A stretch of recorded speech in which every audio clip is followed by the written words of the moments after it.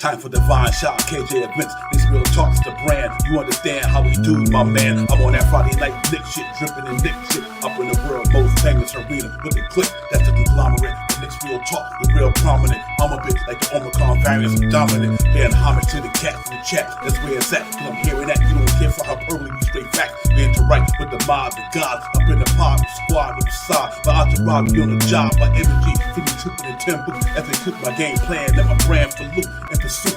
Going hard like the New York City gritty committee. Cause that the Knicks we ain't always pretty, but we all stay giddy. But we embrace the fan base like the late Anthony Mace. We drink the logo when there's space that appear like square space. Staring down on the Chase Bridge, looking at Knicks City drip. And City Dexter's on the court, looking pretty legit. I say the truth to the orange and blue. I thought you knew, so here's a few bars that shine like stars divine on Mount Mars. Knicks real talk. Here we go, let's go. Knicks real talk right here. I'm representing Knicks real talk. right here. Let's get it. Here we go, let's go. We here in the building. Knicks real talk. Let's get it. Here we go, let's go. Yeah, for real. Yes, sir. Knicks real talk. We here. Here we go, let's go. Let's get it. Let's get it. Yeah, for real. Yes, sir. Let's get it.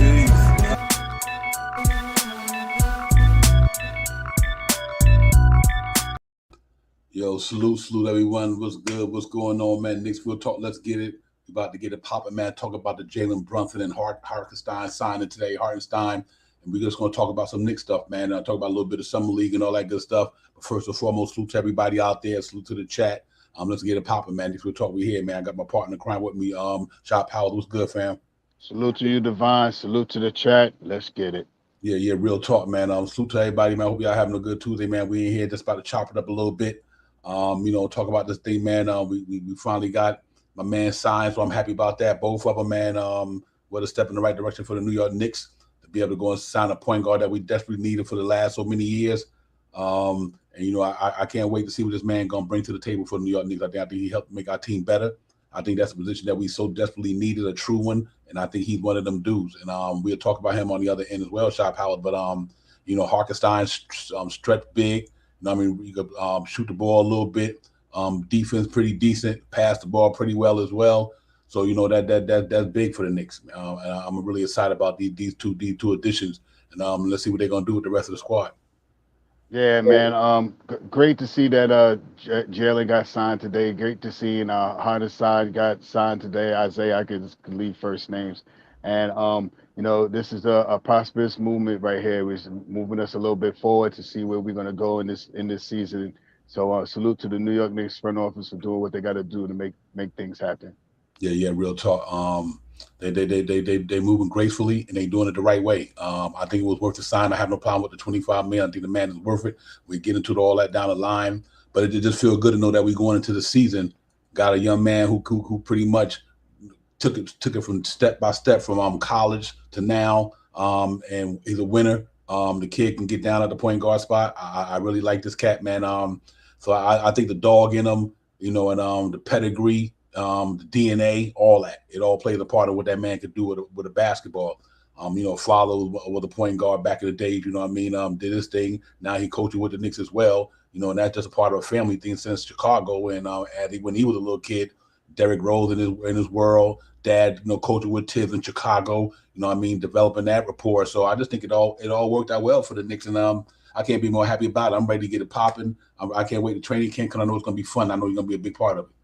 Yeah, this is going to be a season to really look forward to see what Brunson can bring to the team, to the table, and see how we can project our Knicks into a more winningful a more formidable team, a more front and forward team right now. With Brunson on the team, I believe that he can execute some real good things. I believe he also is going to set people and put people in place, and that's what we've been lacking for a long time. I also think I'm starting to get around to him and Julius Randle together. That's a combination that I want to see really strive together. I think Julius Randle with Brunson. I think Brunson can set Julius Randle up so he doesn't have to work as hard as he used to. Yeah, absolutely. I agree with that, man. He's definitely going to be able to control that offense. Hopefully put guys in place. But what I'm impressed about is his ability to get downhill. I mean, the cat, he can get it from outside, inside, I mean, he's just 3-dimensional. You know what I mean? And first and foremost, like I said, he got dog in him. You know what I mean? The cat go hard down there, man. So I think it's going to blend well with what we got down there. Because I really do believe that him and RJ going downhill the way they go down constantly. Hopefully, when Julius Randle might be out on the three, he going down to the rim hard.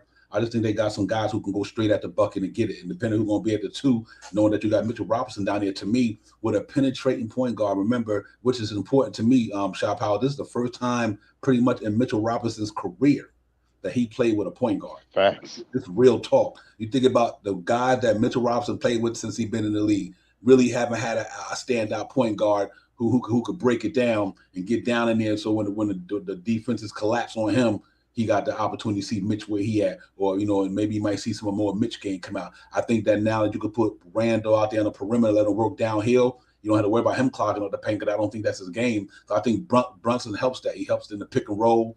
You know, you think him and Maxie Cleveland on Cats was doing it. Imagine when having a cat like Mitchell Robinson. You know what I mean? You think about that. It wasn't a center in Dallas could play like Mitchell Robinson.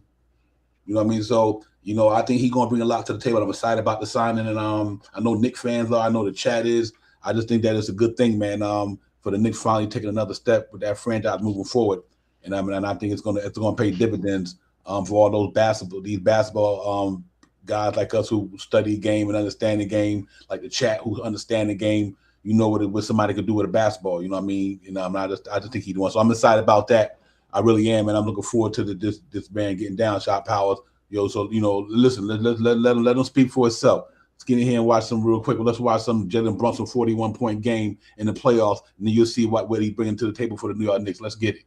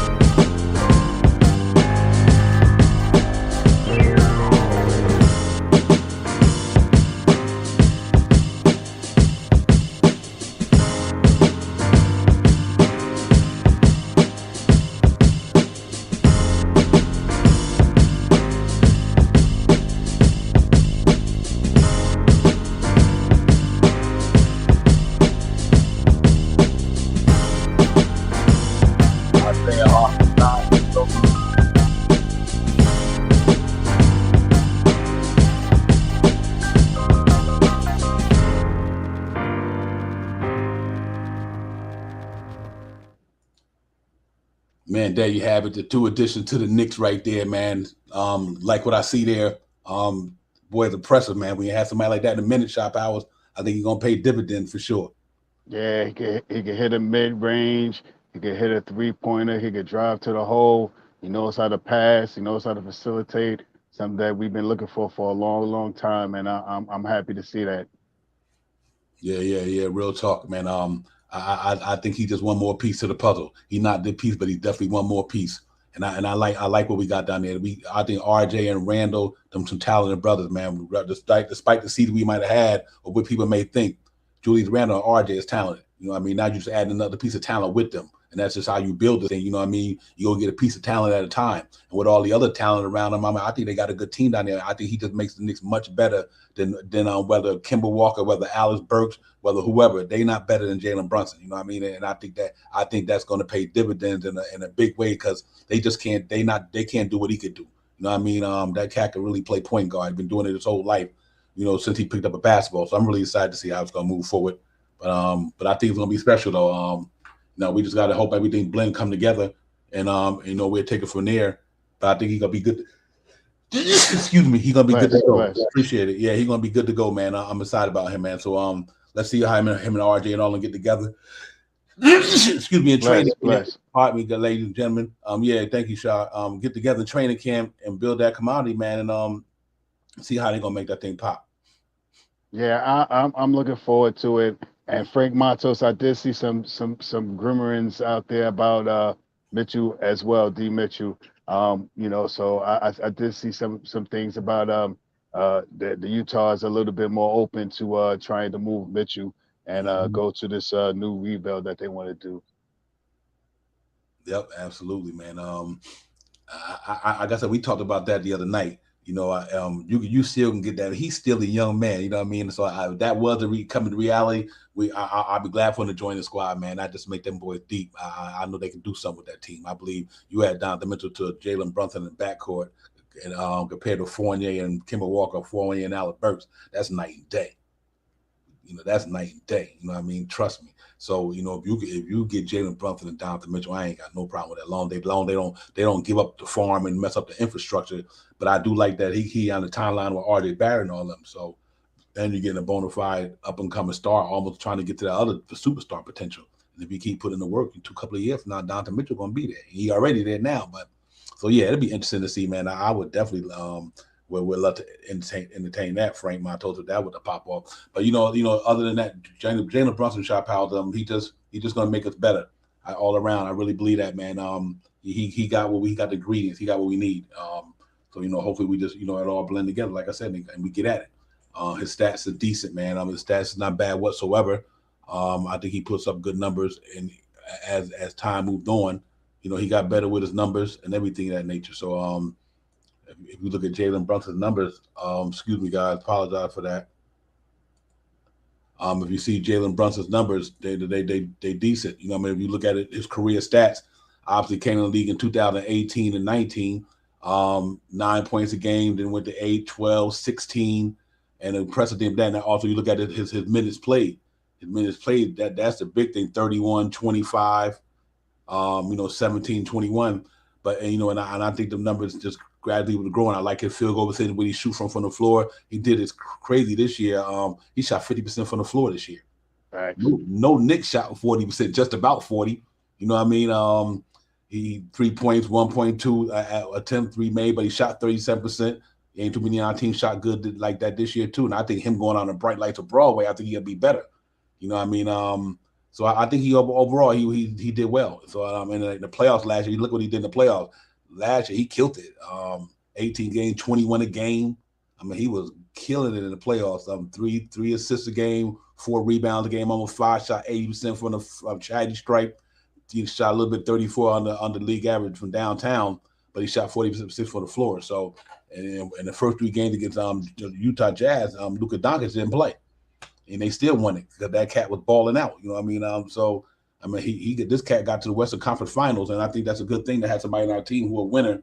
He won in college 2 national championships at Villanova, and not only that, he won on a big. He winning on the big level, and I think that was one of the main things that Leon Rose talked about in his signing today. Within the paragraph that they know he's a winner. That's one of the main characteristics why they brought him here. You know what I mean? And besides other things. So I'm happy about that for sure.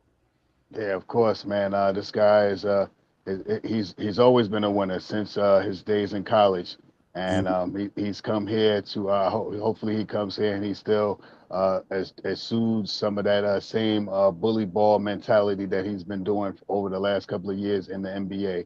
So I'm happy. I'm happy. I'm glad we got him, and I'm not even at one time I used to I didn't think we were going to get him. I thought the Mavericks could would try to outbid us or something like that, or raise the stakes, but they didn't. I think the real reason was because the Mavericks didn't think that we could shed some of these contracts to get this money off the books, and we did it.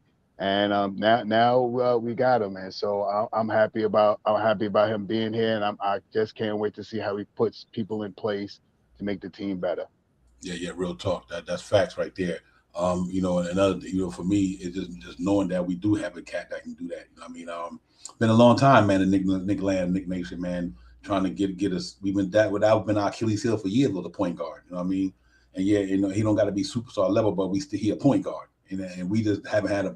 I don't think in the last year, like I said earlier, who fits the bill like Jalen Brunson. So I'm hoping that they come together, man, and they get in training camp and they just going at it. You know what I mean? And they probably hook up.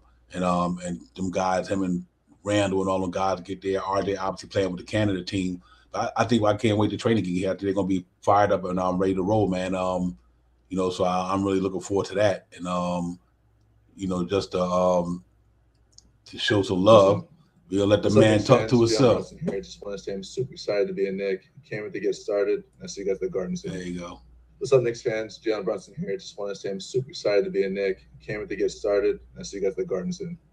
What's up, Knicks fans? Jalen Brunson here. Just want to say I'm super excited to be a Knick. Can't wait to get started. I see you got the Garden City.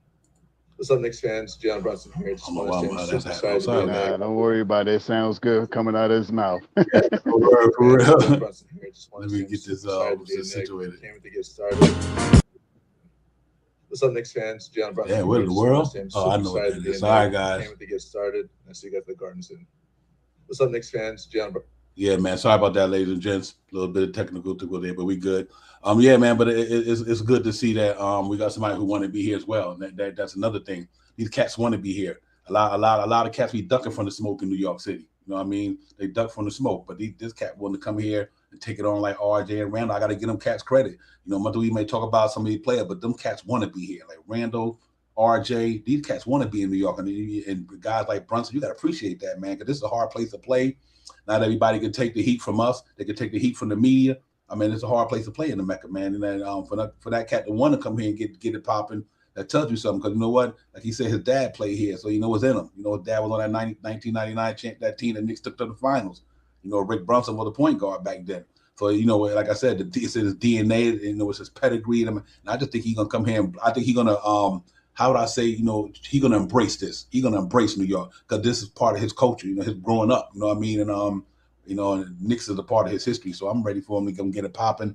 And like you said, we were putting in the chat a few minutes ago. You never know what else might pop off. You never know Donovan Mitchell might pop off. But I do know one thing. I like Jalen Brunson, R.J. Barrett, Julius Randle, Mitchell Robinson, whether it's Fournier, whether it's Grimes, whoever. But I like that five-man unit. I think it works well together in a lot of ways. And I think that having an addition to him, it kind of keeps everybody in the flow. So, and I'm really excited about to get down right there. So, hopefully he can help get us help us with the rest of them guys. Help out get us to the playoffs. I mean, and make it happen. Yeah, I'm 100% with that, man. I believe that he's going to change the whole interior focus on what the New York Knicks is. Everyone talks about how the East got a little stronger, but the Knicks surely got a little stronger as well, man. We got a premier point guard here this year, and he is definitely going to put people in the place where they need to be, and I am not mad at that. Give me 1 second, Devon. Yeah. Salute Kevin Middleton. Salute to the chat. Salute Keith, Frank Matos, Agent Super Argo. Salute to everybody in the chat, man. Everybody checking us out, man. We checking in from. Appreciate y'all coming in. Y'all make sure y'all run them up with the thumbs up, man. Y'all know what it is, man. We in the building. Knicks Real Talk. Let's get it. Divine and Shot Powers talking about the news today. Jalen Brunson signing today. Hartenstien is official today. Knicks got 2 free agents today. They went out and covered it. They went out and covered these guys, and they got them. Now they officially signed. We're gonna get it popping now. So from here, it's all about them cats coming to build that rapport, that chemistry with this team we got, and get together, man, and then get out there in the off season and get it popping, and see how it goes. I don't salute Joanne. Salute to you. Appreciate you coming in. Real talk. Make sure you hit that like and subscribe. I don't know about that. I don't think so. I think this is about our franchise boys right there. So I mean, let's hope that he's here for another 4 years, 5 years, or 10 years, whatever. I think RJ's here to stay. But I think they can make a move. I don't think he will be included. I think you need the good player to get with RJ. Not to subtract and divide RJ, but put somebody with him. Like I think the Knicks would be better instead of losing for somebody. So I love to see Donovan Mitchell here. If that was the case, because you put RJ, you put you put RJ back at the three, like the three where he at. Put him at the two with my man. Randall. That's a tough team, man. That's a good team with Mitchell Robinson anchoring that thing back there. So defense will be a little tight. It'll be about more hustle in the backcourt because them guys are not great defenders. But there'll be a little bit more pressure on the front line to help hold them down. But I think athletically they'd be all right though. Shot power. So I think no matter who you bring in here, you bring in the right one. And I think Brunson makes us one more piece away from contender. Let me put it that way. I think at the way the Knicks constructed right now, Adam Brunson to me probably puts us one more player, whoever it may be, for contending. That's why I think with that team we got there, I think you get another cat that they can get it. I think the Knicks might can really do something, man, because it's not like them cats they got down there scrubs now. Julius Randle and RJ Barrett is not a scrub. Them cats literally could put up 20 points on a game. So if you add a Brunson who's gonna give you like a 17 a game, seven assists, some rebounds. Mitchell Robinson probably give you like a double. No matter whoever you throw at that two, that's almost an 80 point scoring team in the first unit. So I think it'll be interesting to see how they maneuver this thing. But I would love to see that though, for real. Yeah, I'm super duper optimistic about what they do and how they finish off this thing before the season starts. We got a couple of moves that we need to make, and I got a hot take, not even about Donovan Mitchell. Would you do let me get on here so you can see my face. Would you do Duncan Robinson and the 24 first round pick for Evan Fournier and Cam Reddish? No, I won't because I think Duncan Robinson is Evan Fournier. Yeah, this is true. Yeah, I think he is Evan Fournier, and got a bigger contract, and I wouldn't give up Cam Reddish for them two dudes. That's me personally. And his contract is longer too because he just signed that extension with the Miami Heat. So I don't know if I will entertain that. Right back to mine. Yeah.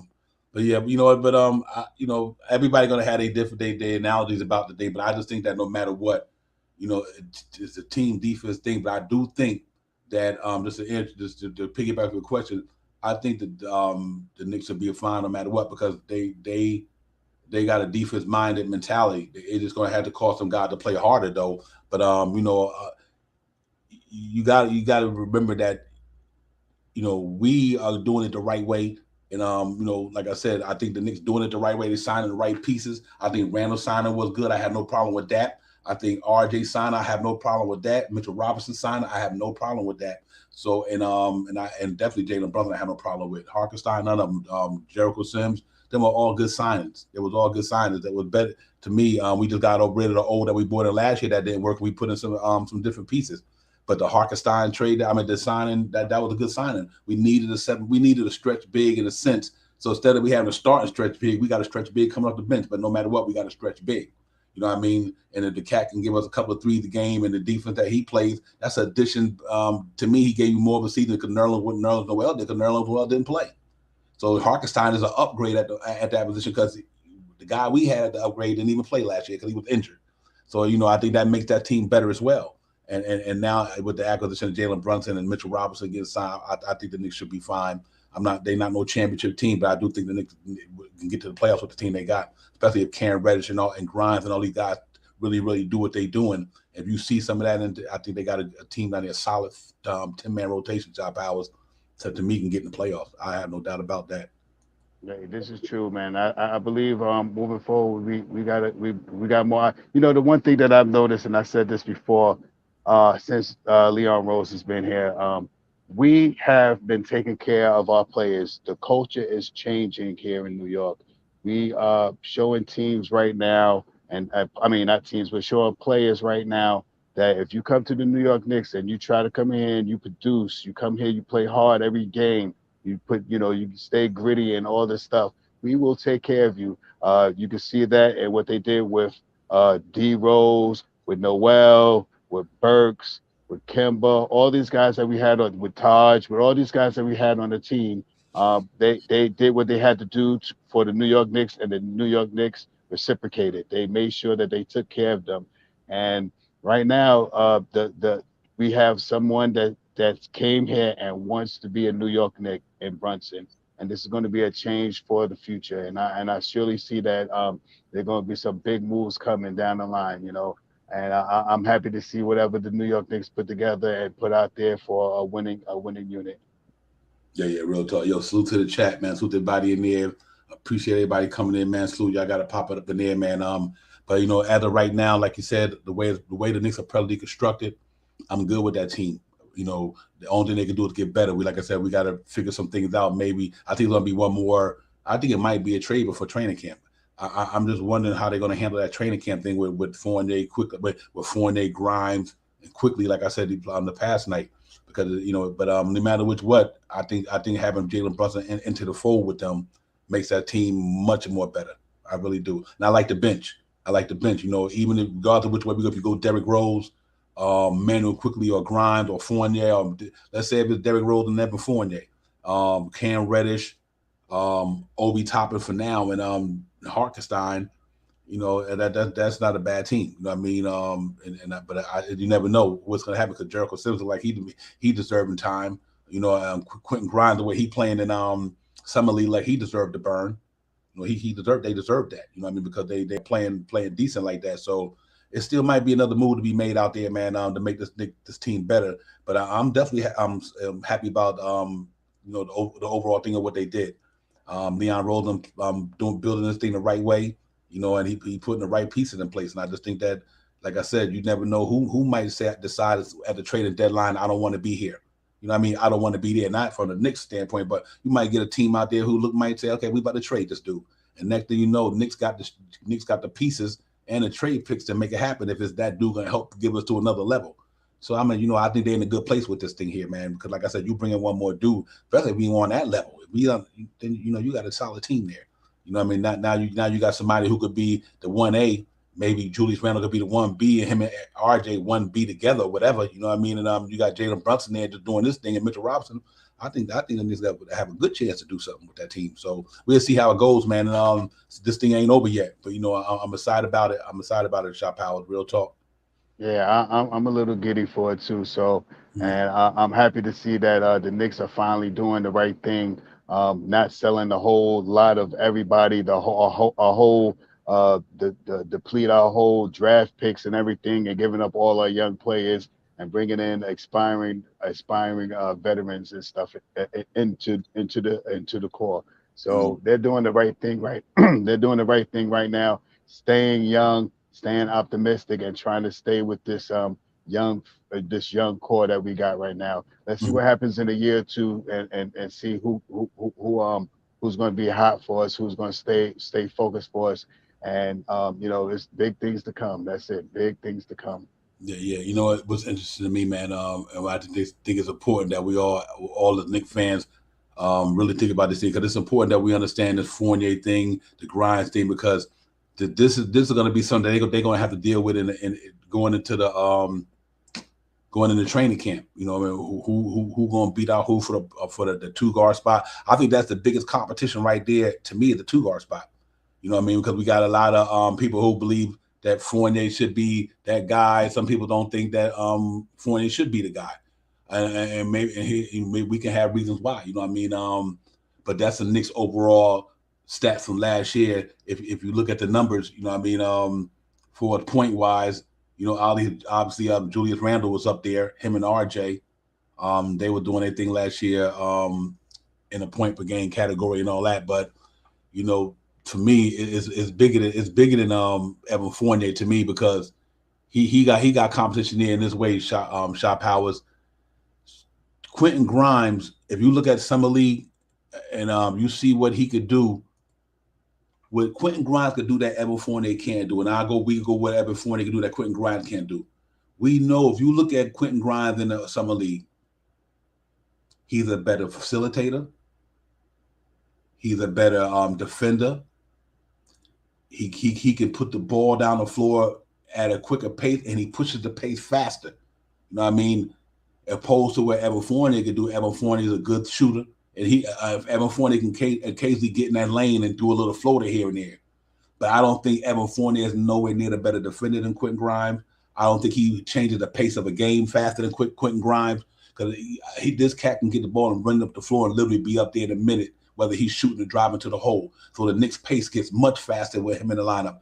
The Knicks' defense is much better with him in the lineup because Quentin Grimes is a really good defender.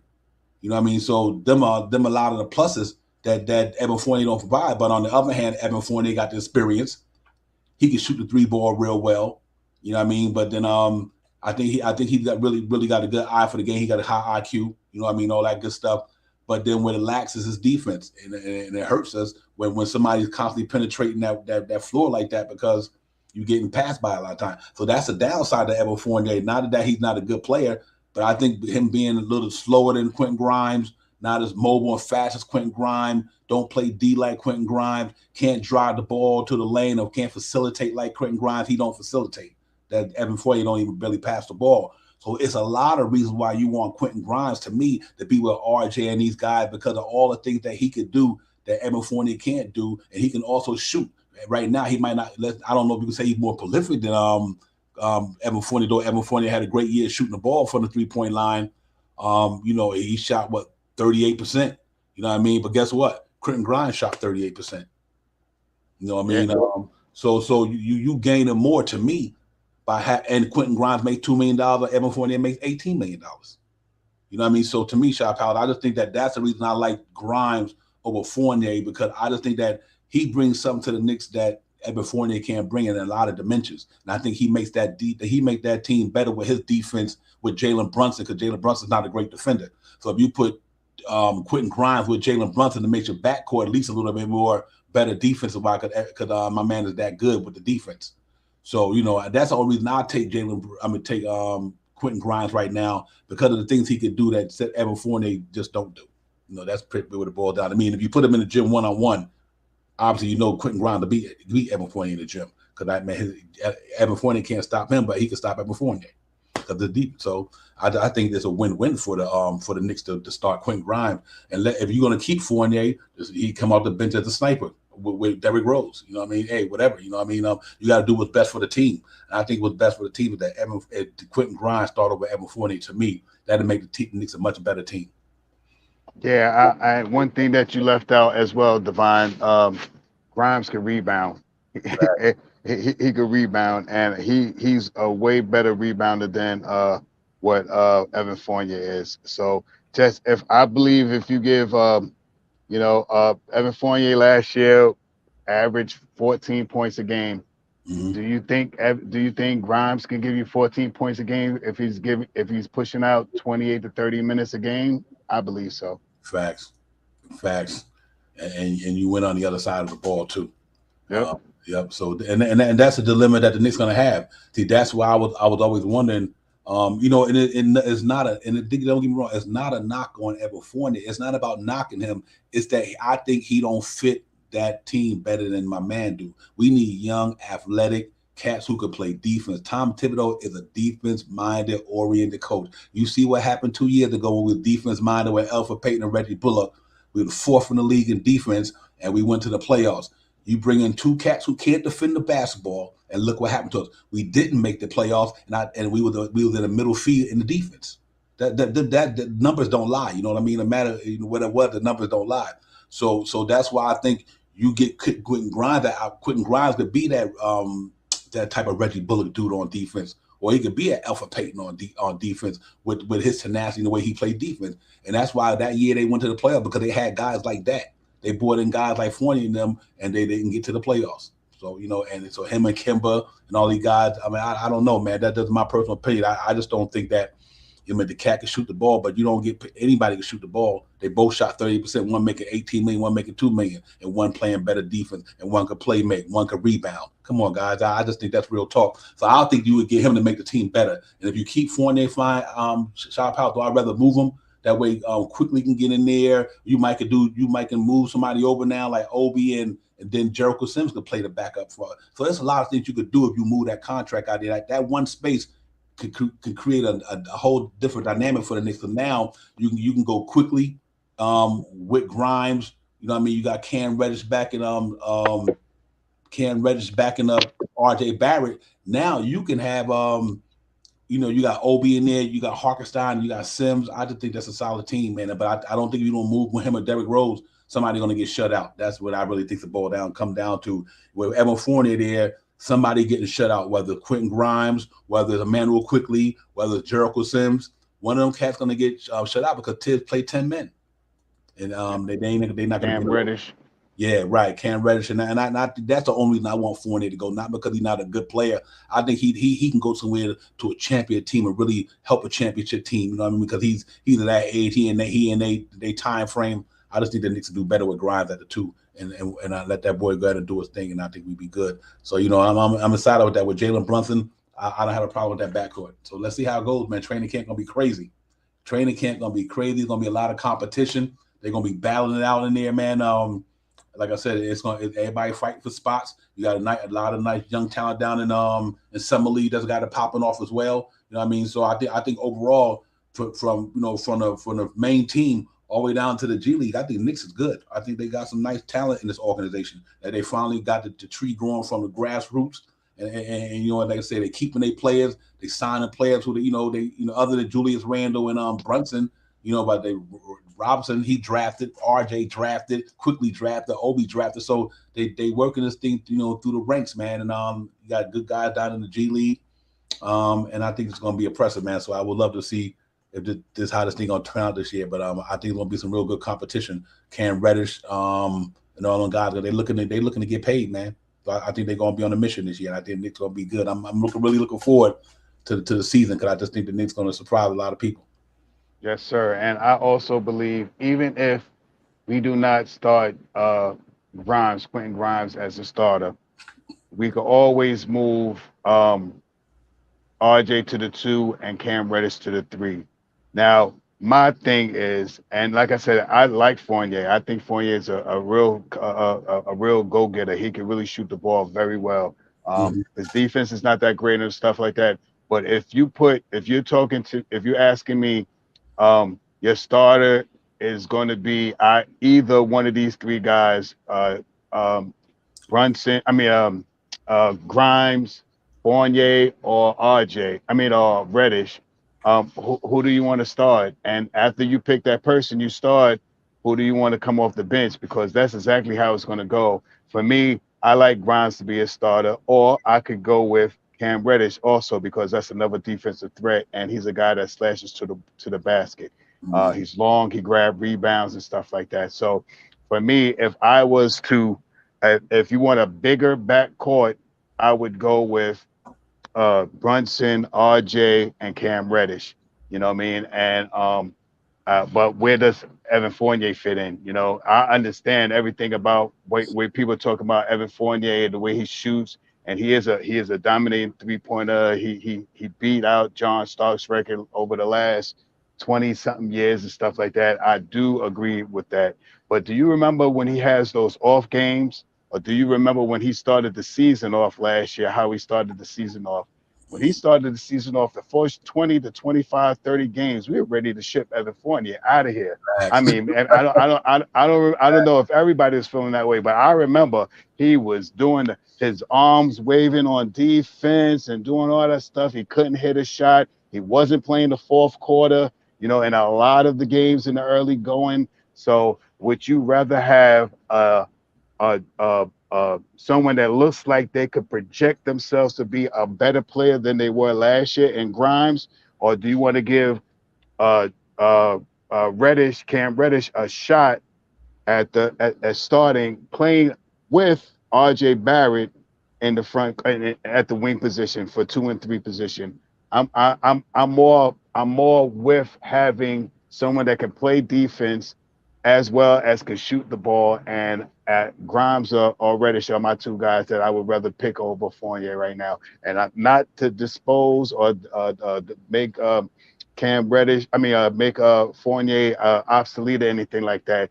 He is a good shooter. He does a lot of great things. He showed that after the All-Star break. But I want to say this, New York Knicks fan, remember when he first got here and it was him and Kimba back there when he was not playing the fourth quarter for weeks. You know, he missed a couple of uh, at least 7, 8 fourth quarters that he did not play in. You know, then it got a little bit more acclimated. They benched Kemba. Then he got a little bit more playing time because he started shooting the ball a little better. He wasn't shooting like he did towards the end of the year, but he shot better. He did have a great percentage towards the end of the year, but his assists was one to two assists, and his rebounds was like one or two rebounds, or maybe three rebounds. I got to check. I threw all my paperwork out, but I think he was under three rebounds a game and under 2 assists a game. If Quentin Grimes could come in here and playing something similar, and this is all when you talk about summer league, it is summer league. I understand that, but if with projected of what, and I'm not talking about the 24 points. I'm saying that Grimes could come in here and give us 14 to 16 points. I believe he could get those same rebounds that he's getting, those same assists that he's getting. He's getting about 5 assists and he's getting about 4 or 5 rebounds. I think with him coming into the league, playing with these guys from last year, I think he could come in here at least do the rebounds and the assists. The points, I don't believe that he's going to make 24 points because I don't believe he's going to be shooting 21 shots a night. I don't think he's going to come in here and shoot 21 points a night. The reason why he's shooting so many shots in the summer league is because he is one of the guys on the team, quote unquote, one of the second year guys in the league, and he's been here. So that's why he's putting up more shots in the summer league. But I don't believe that he's going to come into a season and shoot 21 shots. I believe he's going to be more around 11 to 15 shots a game. And with 11 to 15 shots, I'm pretty sure that he can make 15 points a night. Yeah. You know what?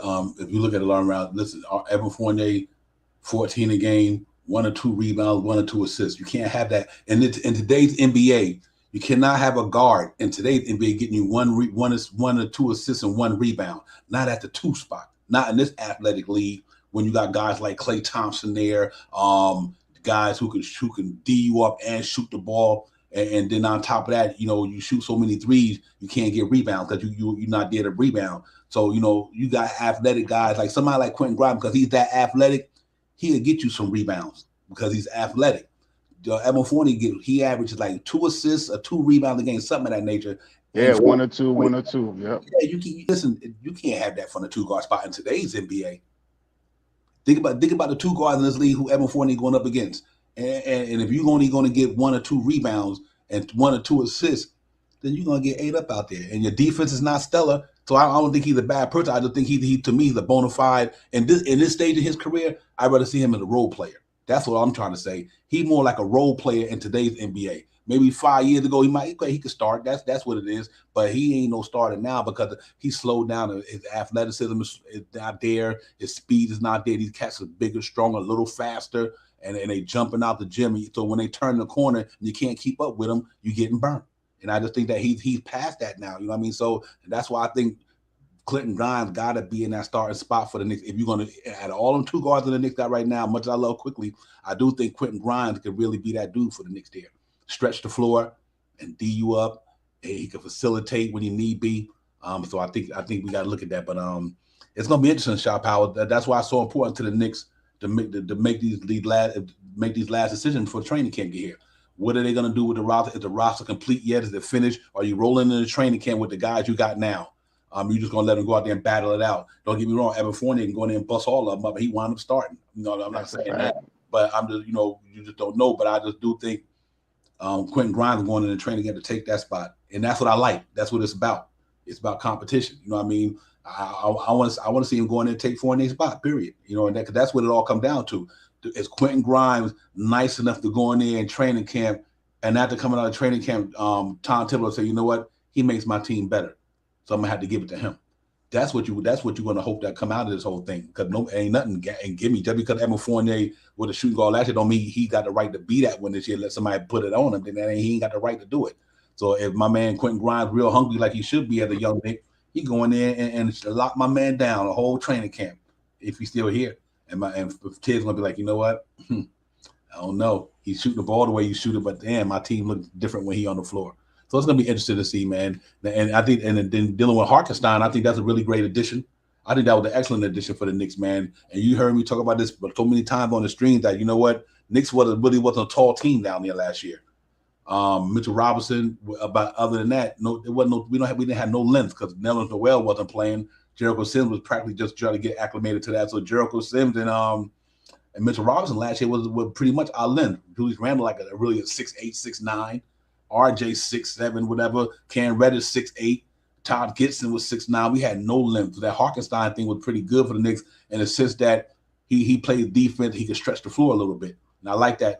We needed that. You know what I mean? Somebody who can come in there and stretch the floor and get them lanes open and get their big man out the way so them cats can go down there and do work. You know what I mean? Hartenstien stretching the floor, pulling out that center. Now you got people like Brunson or RJ who go straight downhill all the time, just about. You know, that's what the Knicks needed. I think that was a really good decision by them to pick up Hartenstien because I mean the cat that made sense for them. So you know, if it worked out that way, man, that man get in that second unit and help open up the lanes down there by stretching them centers out of there and letting these boys get down that hill. I think it's gonna be pretty interesting, man. He got a 3-point shot. I mean, the good facilitator for a big man around the top of the key and all that good stuff. So I just think it was a good signing for the next 2 years, $16 million. Coach, you know, play under the Clippers with Tyronn Lue. You know how Tyronn Lue get down, one of the best coaches in the business. You know, being around that culture with Paul George and Kawhi Leonard and Jackson and all these cats, man. He was around some real professional dudes who can play basketball. So I think Tyronn Lue really said that he happy for him. He think the Knicks got a good one because I think they want to keep him probably, but you know, money talk. And Hartenstien coming out of fourth, fifth year now. I think he's going to play dividend for the Knicks too. So I think these two signings might not have been no blockbuster signing with these high supreme, but I do think the signings made our team better. And I think that's what it's really about. It shouldn't be about because he's a superstar. Does he make your team better? And I think Jalen Brunson and Hartenstien really going to make our team better. So I'm really excited to see what that man can do when he get out there in training camp as well. And having Jericho Sims the way he looking in summer league, Shop Howard, I think our front line is pretty solid. Oh, as for big men right now, we are stacked and we are steadfast right now. We got Mitchell Robinson, we got Isaiah, and we got Sims. And you know, hopefully Mitch could come out here and play something similar to what he played last year. So this way, you know, it'll be spot minutes for maybe Sims in a blowout game or something like that. But him and Hartenstien should be the 1 and 2. Mitch starting and Isaiah coming off the bench. So I think that's a very big pickup that they picked up this year. Like that's one of those pickups that no one really seen coming. You know, it was like a sneaker and stuff like that. And I want to just chart back onto Fournier too, not to really harp back on him, but just remember he only scored. I only really remember seeing Fournier look super elite is only when he played Boston. Those were the biggest games that I remember. I don't really remember Fournier really hitting a 25, a 22-point game playing another team. But he played Boston. He smokes Boston. He put up 40, 30 something. He put up some big numbers against Boston. He also put up pretty decent numbers against Orlando, another team that he used to play for. So you know, not to chop on Fournier, but I believe I don't believe that I seen Fournier hit seven 3-pointers last year. Right. Yeah. That's going to be an interesting dilemma right there for the Knicks, man, with the Fournier thing. Because I do think, man, like I said, you got to look at everything in totality. Go through all the variables. It's not about the shooting alone. You got to go through all the variables. You got to go through all the take everything in totality. Quentin Grimes makes the Knicks a better starting five with Quentin Grimes in there than Evan Fournier, and the numbers don't lie. They don't lie. You know what I mean? So it is what it is with me. But like it all go down in training camp. They just see he got to go in there and put his work in and just give you through the business. That's all. Then that make Tism force Tism to have to take him out. But don't think you understand. Like they said, the Knicks were talking about trying to move him too. So that could tell you all right there. No matter what we think, the Knicks was looking to move him. Right. So that's just saying the Knicks are listen. I think we got that dude we need. He making $16 million less than you, and he can give me a little bit more than he can give. That's just a law. Nate, if that cat can give you what Evan Fournier give you for $16 million cheaper, so you got to do that. You know what I mean? If you're a real businessman, that would be putting you in the black. You know what I mean? So you got to do that, man. That's just common sense right there. I don't care how good he shoot. My man can shoot too. You know what I mean? So we'll see how it goes. But I tell you what, though, man, I'm excited about it. I'm excited about what's going on in New York right now, man. I can't wait till this thing get going in the full season, man. Salute to the chat first and foremost. JJ, Kevin, Keith, Harlem, Girl, everybody, Keith Turner, man. Salute to the whole chat. Y'all got to pop in there, man. Salute to whoever. We appreciate y'all. Knicks Real Talk. Let's get it. Divine Shaw, we in the building. Salute to my brother KJ, Coach. I know he out there doing this thing, man. We got you, brother. We holding you down. But yeah, man. So it's gonna be interesting to see, man. The RJ thing that they were talking about in the chat. Listen, let's get this straight. The Knicks snitting RJ. All y'all people think the Knicks is keeping RJ Barrett. That's a gimme. I don't even know why we would debate that. He's not going nowhere. I can tell you that right now. They are not trading RJ Barrett. Danny Ainge call over and be like, okay, let me get Grimes, RJ, and then that's when Leon just hangs up the phone. Right. Yeah, that's what we ain't doing none of that. We ain't giving that. You know what it is? It's amazing how when I look at the fan base, man, and the way they feel about RJ. It's just amazing. Somebody who's really his career is just on the ascend. And you other than his poor shooting, the only thing you can say about RJ is his shoot. The only thing, period, about his game, his NBA career right now, you can say he got to get his shoot percentage up. That's it. Other than that, you can't say that about RJ Barrett. If RJ Barrett's shooting percentage go up 3 or 4 points, 5 points, that boy be averaging 25 a game, 6, 7 rebounds. That boy is built for this thing, man. They gonna extend RJ Barrett. They not put. I wouldn't trade RJ Barrett for Donovan Mitchell. I'll tell you that right now. No way. I would not trade RJ Barrett for Donovan Mitchell. I just ain't doing that. That's crazy. RJ is every year he has elevated his game, and plus on top of elevating his game, he plays defense. I hate to say this, but Mitchell is an elite scorer. He is an elite scorer. He'll can get you 25 a night easily, but to say that he's going to go in there and play good defense, and ask Jalen Brunson if he plays good defense. Ask Jalen Brunson if he plays good defense in the playoffs. Ask Donovan that. So I mean, I like Donovan Mitchell. I would love to get him here, but right now I don't know. I would be more optimistic to see, instead of Donovan Mitchell, to get OG Anunoby. I would like to see OG before I would like to see Donovan Mitchell. So, and he's like a small forward, power forward. I would rather see that than per se Donovan Mitchell now. Yep, absolutely. It's certain things you just don't do, and getting rid of art. Listen, man, we all watch 82 games a year, all of us. But at least I do. I'm an 82 game. I'm a Knick head, and I look at what that young man done did in 3 years. Now listen, this was so crazy about RJ Barrett. He only been doing it 3 years. You understand what I'm saying, Shop Powers? He ain't did his 4th year yet. The cat only been doing this for 3 years, and he only 22 years old. And he already, regardless of what his percentage is now, 14 points a game in his rookie year, increased that in his second year to 17, and his 3rd year increased that to 20. Repeat what I'm just saying. Look at the way his career went into maturation, not decline, incline. RJ Barrett, at the percentage he's shooting, still put up 20 a game. I don't care how many shots he took. So what's going to be his next step in his career? Get his percentages up. We knew RJ wasn't a great shooter coming out of college. You know what I mean? We knew that. Everybody knew RJ Barrett coming out of Duke was not a great shooter. So that's why when the shooting thing is kind of relevant. But think about, what he did the year before when they had certain guys around him, not like Evan Fournier and Kemba Walker, opposed to Alpha Payton and Reggie Bullock, where they would take a lot of shots away from them. They didn't require to get the ball in their hand and mess up rhythm.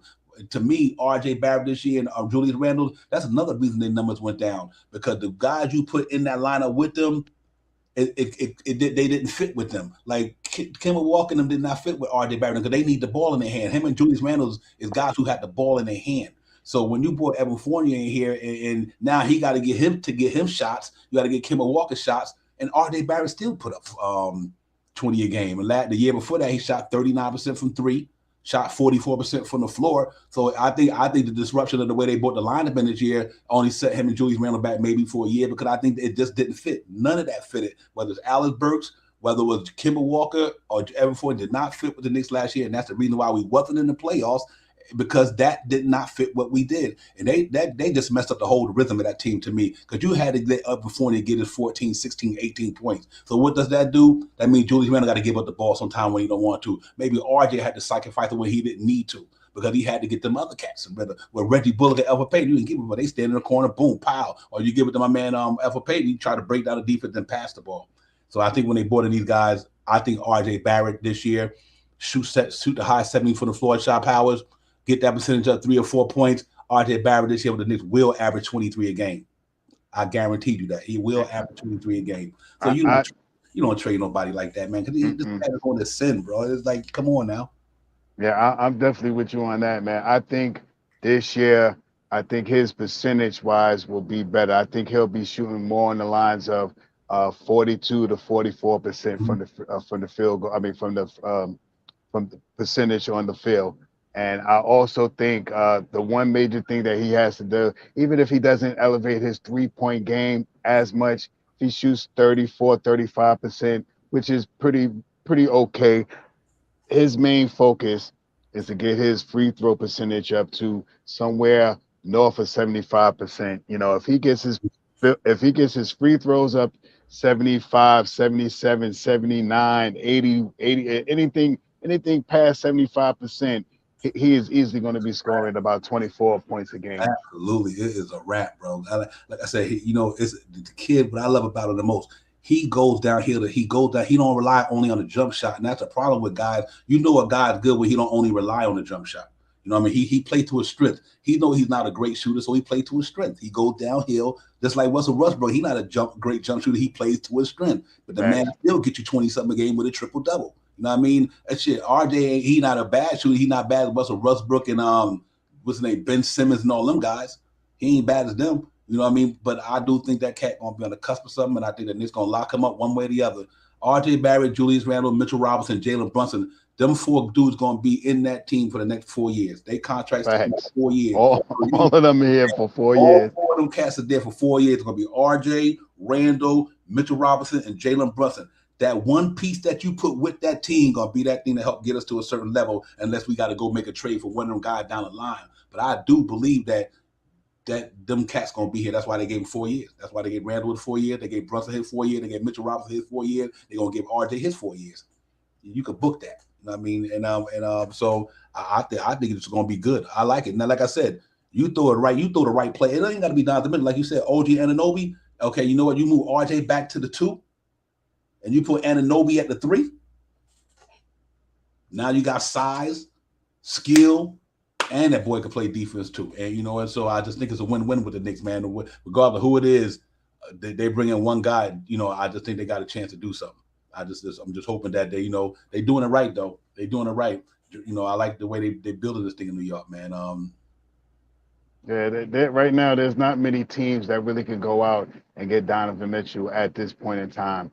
The Knicks, like we all know, have 22 picks right now, and 11 first rounders and 11 second rounders. So we could, if we really push hard, we can actually try to get Donovan. We would have to give up some of our first rounders, our own first rounders, because a lot of the first rounders that we have are heavily protected. And I don't want to say heavily protected, but they're at least protected up to 12 and 14 on the draft. Now, you look hypothetically, next year they're supposed to be expected to be one of these big years where the top 20 guys can all go in the top 10. You know, this is where they projecting this next year 23 draft.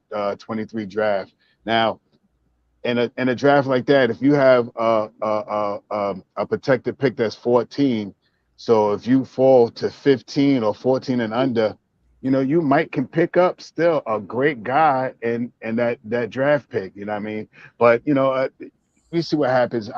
We would have to unlock our first round picks, which would be okay. We have I think 23, 24, 25, 27. I think we got a lot. We got a lot of our own first round picks coming up in the next couple of years. But I don't know if I don't know if I'm willing to give up 5 first round picks, which would probably be two of our own first round picks, plus Grimes, plus Obi, plus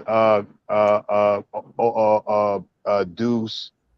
Well, maybe not Deuce. Obi, IQ, and Grimes. I don't know if I would give up 5 plus those 3 guys. I No, don't know if I would do that. I no. mean, we could still have a very good lineup, and if we do something like that, we give up 3 guys, that will make us really depleted. Now we're at 13. I think 12 or 13 players on the roster right now. We give up 3 guys to get 1 guy, that would put us at 11. We would be back at 11. So we still would have to pick up 4 more players. So that's and pick up 4 more players, and we don't have now. Our cap is really not. We don't have no more cap. I think $2 or $3 million at the end. So there had to be a whole lot of willing and dealing in order to get Donovan Mitchell, give up 3 players plus 5 first round picks, and still pick up another 3 to 4 players to fill up our roster to go into next year. Yeah, real talk. But you know what? Let's being that we on the down there today. Salute to the chat, man. Salute to everybody in the chat. Y'all got it popping up in there, man. Salute to everybody where you streaming in from. Knicks Real Talk. Let's get it. Divine and Shot Power. We appreciate y'all coming in the building with us, man. Jonathan, we made it official today. Jalen, Brunson, Hartenstien. So we harped on that, talked about that, man. But this Donovan Mitchell thing, let's look at from a Danny Ainge perspective. Now that we talk about Donovan Mitchell, if he gonna do anything that he did in Boston when he rebuilt that let's just say if he's gonna follow that same blueprint, he doing it the same way he doing it now. He got rid of them cats for draft picks and close to expiring deals or something to make them make it manageable for a year or two, or for a year, I meant to say. Because he did that in Boston. He went and drafted Jalen. He went to Brown. He drafted Marcus Smart. He drafted Brown, Smart, Tatum, Williams, other Williams. That's what Danny Ainge did. They went and drafted them boy. They tore it down, let KG go, put all the cats. They tore that thing down, and that's what they did. They brought in a guy who never coached in the NBA, and from Butler, which is Brad Stevens. You know what I'm saying? Shot Powell. He never coached in the NBA. They tore it down. They brought him in to get with these young guys. What is he doing? And now that Danny Ainge is in Utah, he brought in Hardy, the assistant coach. From they just signed him to be the coach there. I think he was under either Greg or one of them guys, Popovich or one of them guys, rookie guy. They got rid of my man Rudy Gobert for a bunch of picks, same way he did it in Boston. They're gonna get rid of Donovan Mitchell, and Danny Ainge want picks. He want picks. He gonna build that thing the same way he did it in Boston. Look what Boston at now. And that's similar, and that's similar to what Scott Perry did. See, people, when Scott Perry got here, okay, Melo got to go. This guy got to go. Only due to the fact that Steve Mills, at the last minute when we was doing a rebuild, he wanted to go get Bobby Portis, wanted to go get Mook Morris. Not that he wanted to get it, but he had to they had to spend the salary cap money to get up to that certain level. But it also stunted the growth of Kevin Knox and a lot of other guys. So Danny Ainge, he stayed true to the game until Jason Tatum was ready. Then he went and got Kyrie Irving. You know what I mean, and things of that nature. So they have Terry Rozier. I think that's just the way the Knicks they got to do it. I think that's the way they're doing it. You know what I mean? So to get Donovan Mitchell, Danny Ainge might say, listen, give me 4 or 5 picks. He might not be looking to take on a superstar contract. He might not want RJ Barrett because he probably saying, I'm going to go through the draft and get the player. He don't want the money. I don't think Danny Ainge want the money. He want to get them picks, free that salary cap up. So when he ready to get the players he want, he got them. I think because knowing that RJ about to get $100-something million, Danny Ainge gonna want to do that. Yeah, I don't want that. He don't want that. That's not. He don't want that right now. Yeah. Danny Ainge wanna.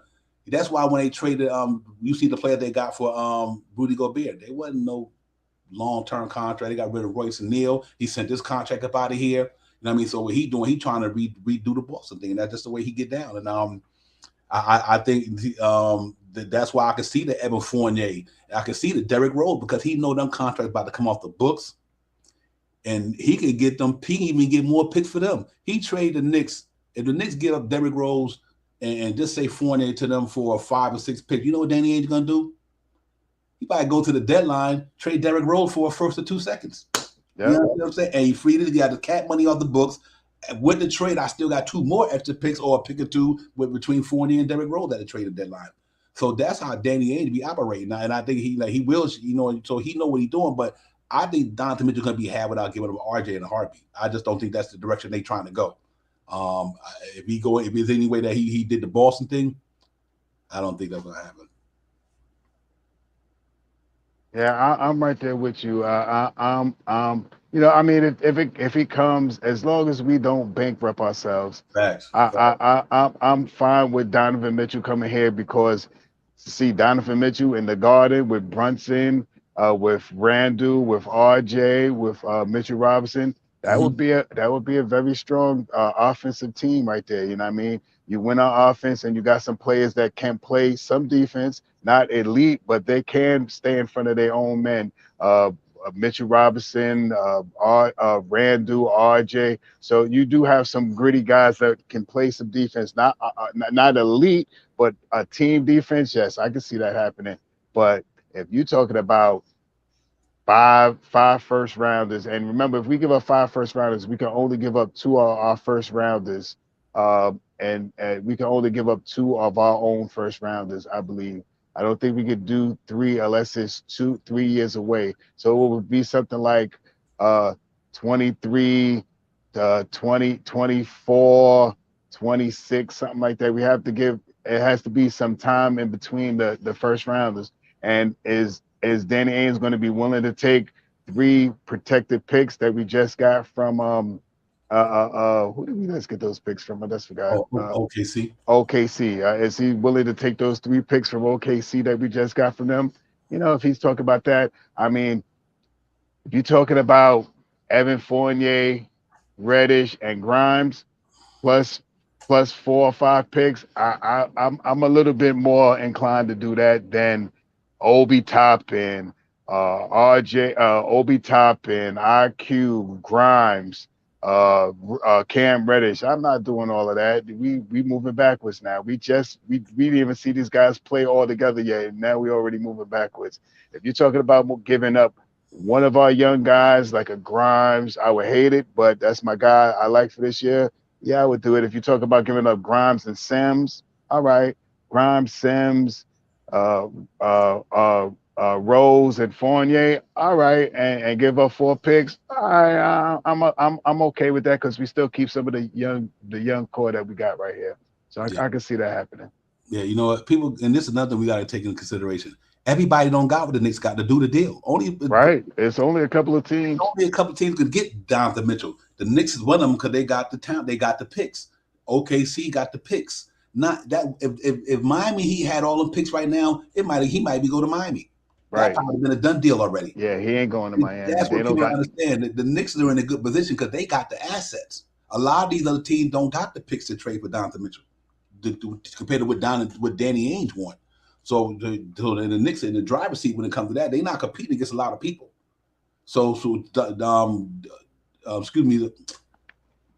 He only got a few many buckets he can pick out of what I'm trying to say. Danny Ainge don't got so many people he can go to when it comes to trading Donovan Mitchell because a lot of teams don't got what the Knicks got. You know what I mean? The Knicks had 11 picks. If they allow the Knicks, the 3 picks they got this year from OKC, Shot Powers, it's no big deal. We never had them anyway. Exactly.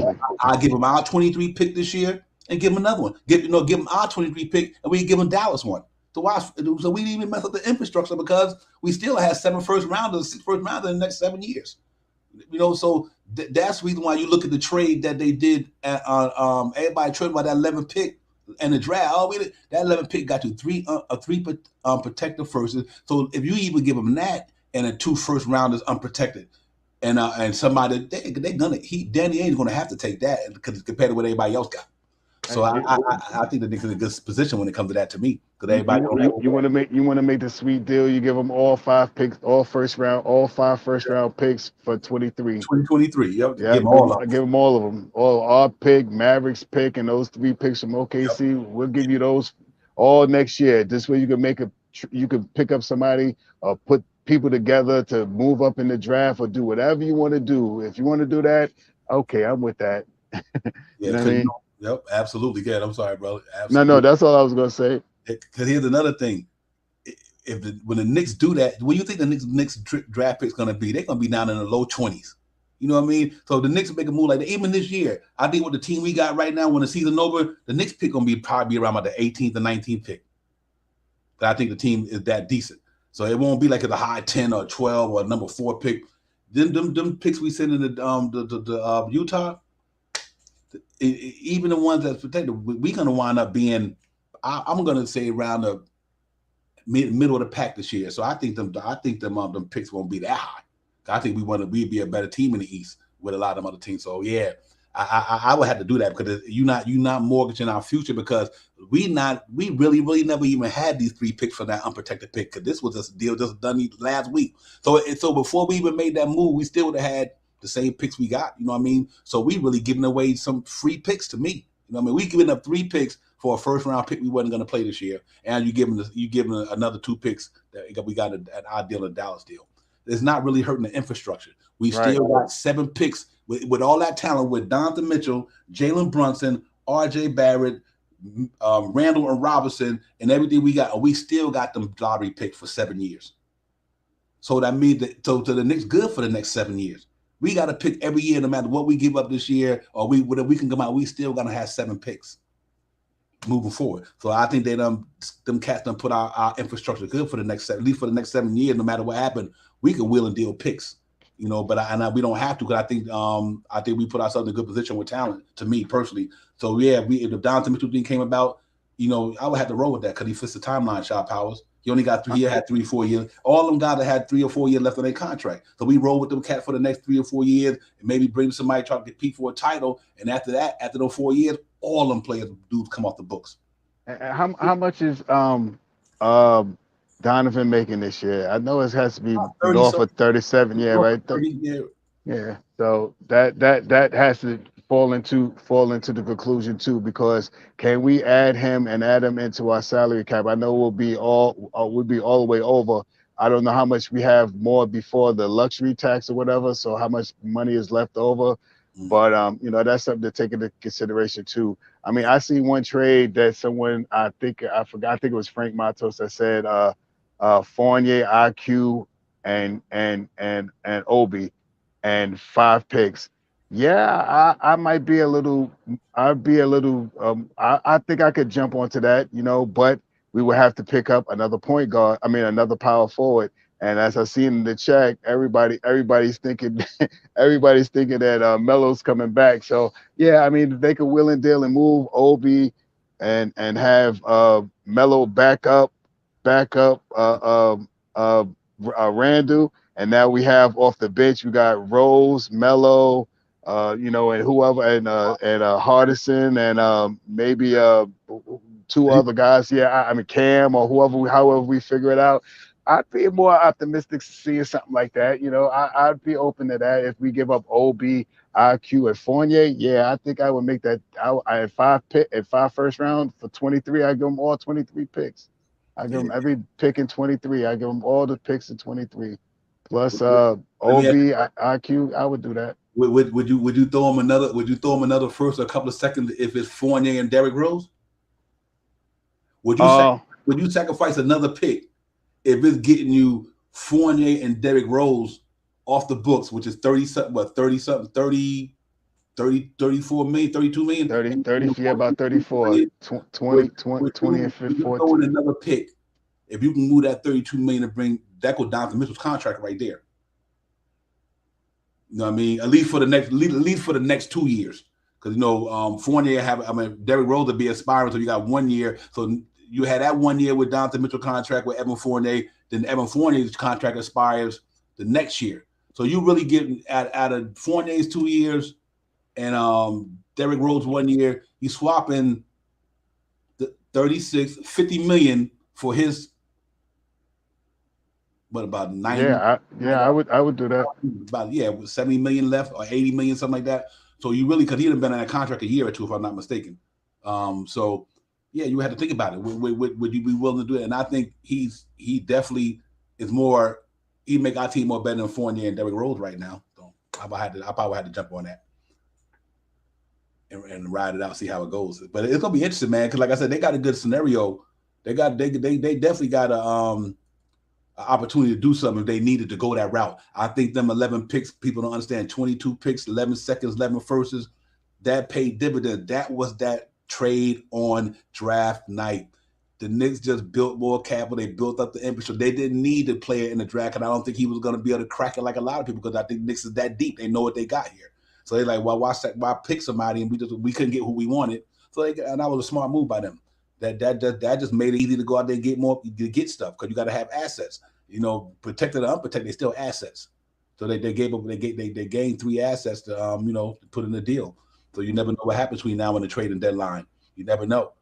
You never know who might become available, but it's good to know that you put yourself in a good position because, like I said, at the trading deadline, you can get Fournier and Derrick Rose off, even at the trading deadline. You could bring in a dominant player if they on the market. So I think it's a win-win all around for the Knicks. I'm really excited about how they handle this thing, man. Let's see if they can go out there and get another piece, Shop Howard. But it's going to be fun in the Garden this year, though. Cats running up and down the floor. Jalen Brunson pushing the pace. Your pet peeve, pace.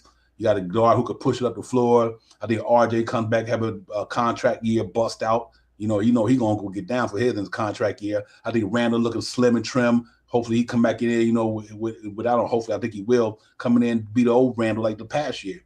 Then you just got to look forward to Mitchell Robinson. He got his bag. He's going to be feeling comfortable. I like this team down here, man. I think they can get back to the year before. I think they can get back to the year before last year with this team with Jalen Brunson. If everybody coming in the way they playing in summer league, Shot Power playing defense like that, that defense carry over to the big team, Nick's gonna have a pretty good team to me.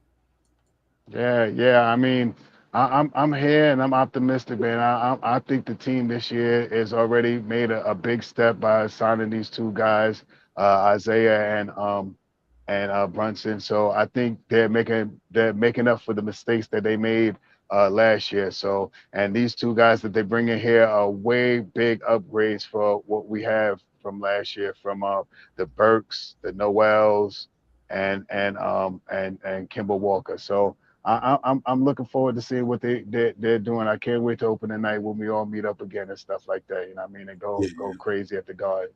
Yeah, real talk. Because I tell you right now, I'm just like in the whole atmosphere.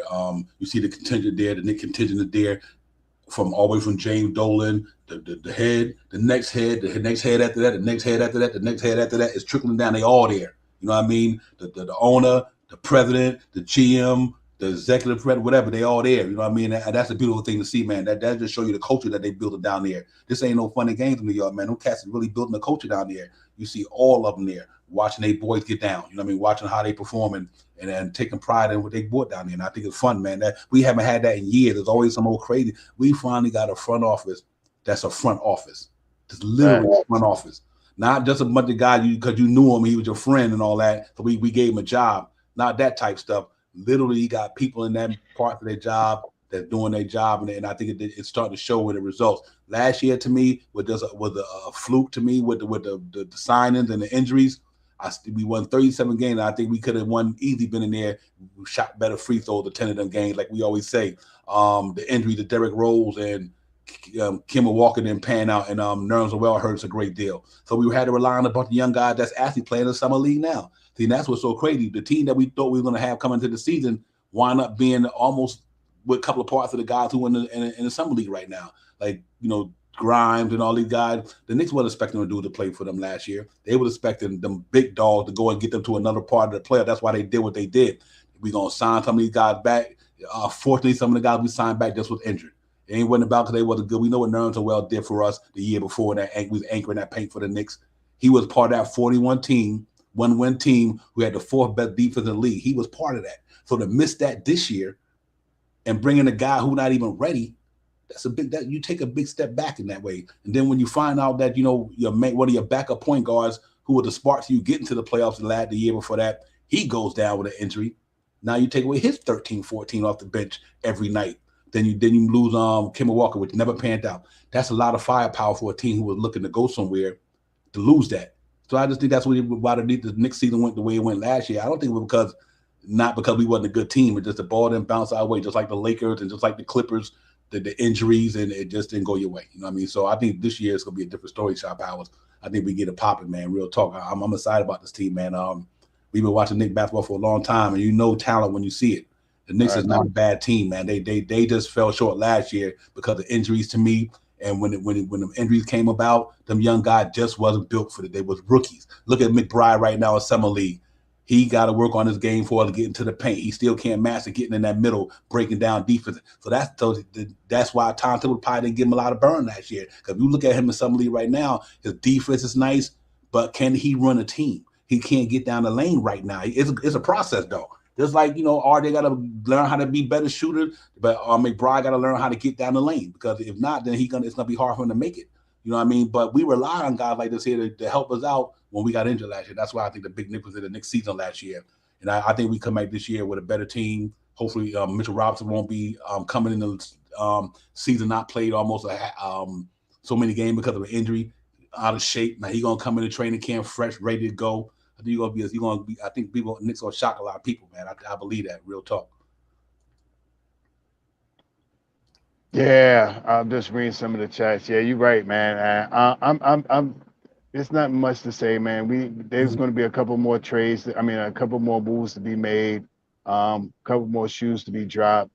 We still have some open roster spots. I keep forgetting, it's either 12 or 13 people that we have on the roster right now, and we still need to fill 2 or 3 positions right now. So, let's see what happens. See who they can move, and and see what happens. I mean, with the way the roster is right now, with us having so many openings, there is a way.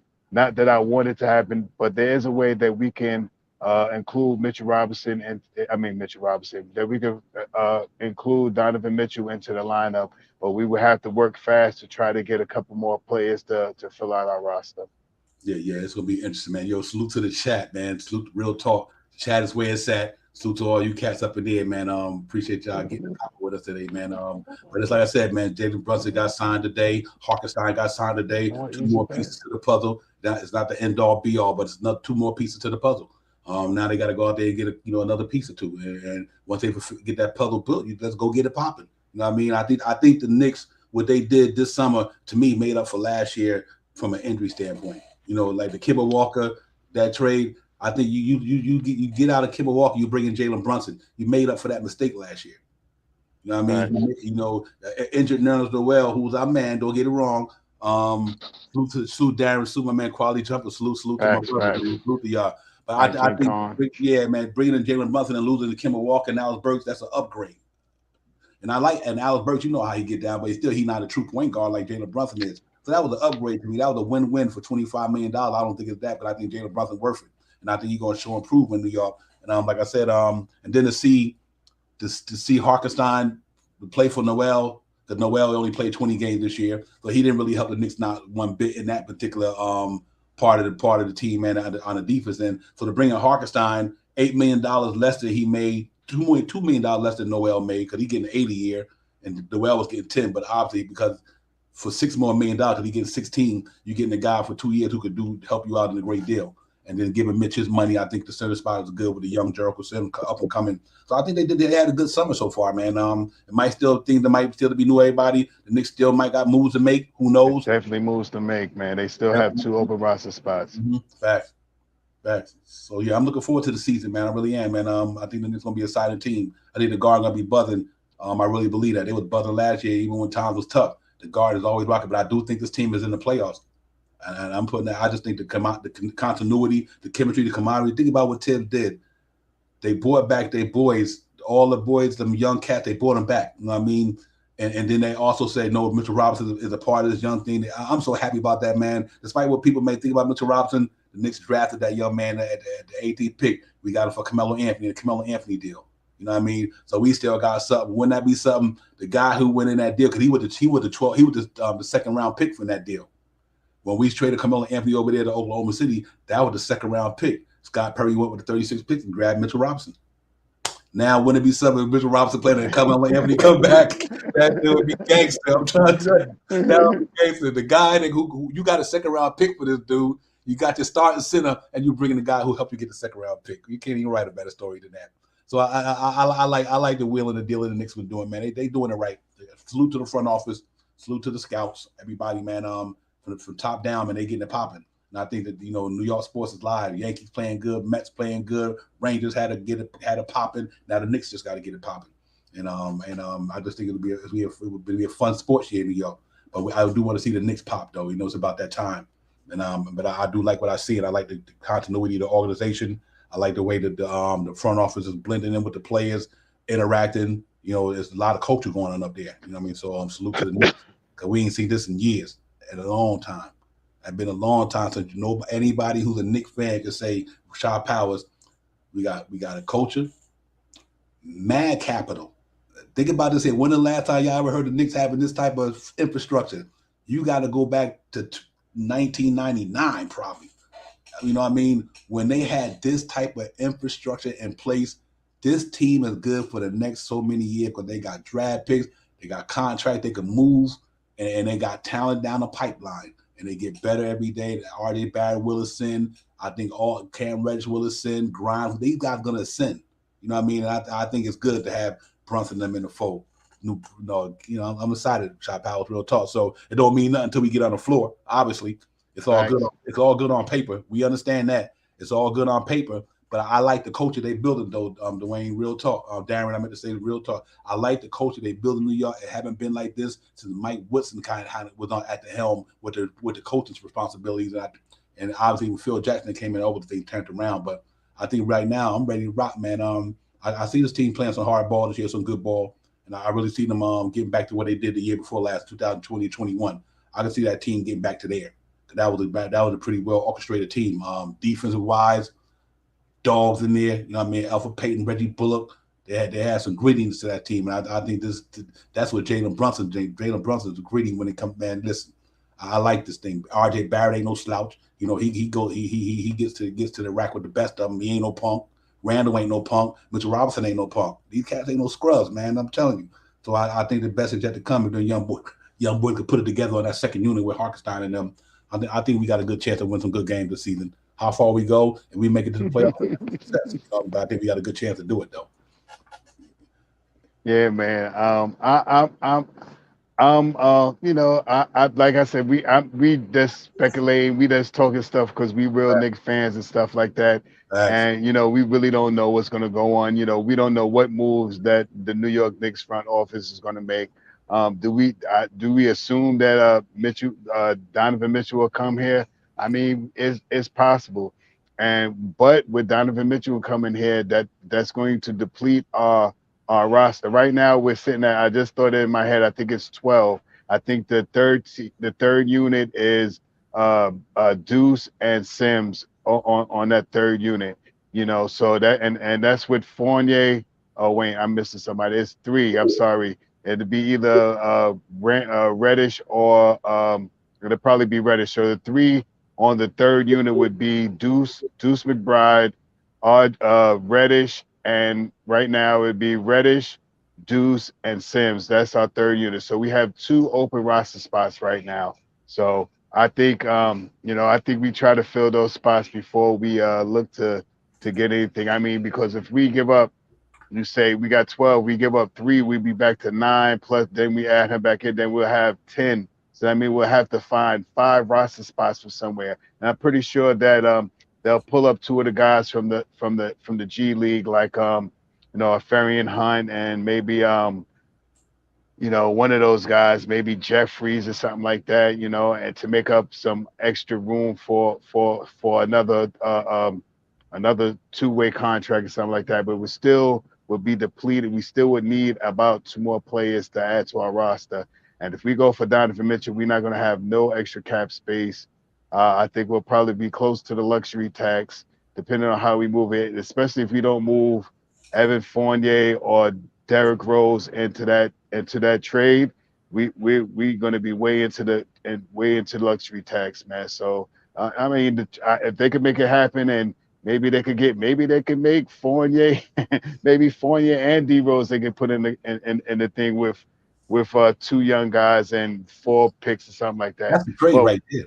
That's the trade right there. you know what I mean? I mean, if they could put those 2 guys to make the money work, and maybe give Sims and Deuce McBride, you know what I mean? Maybe I can see something like that with give those 4 players up with the 4 or 5 first round picks that we got next year. But we have to take this into consideration.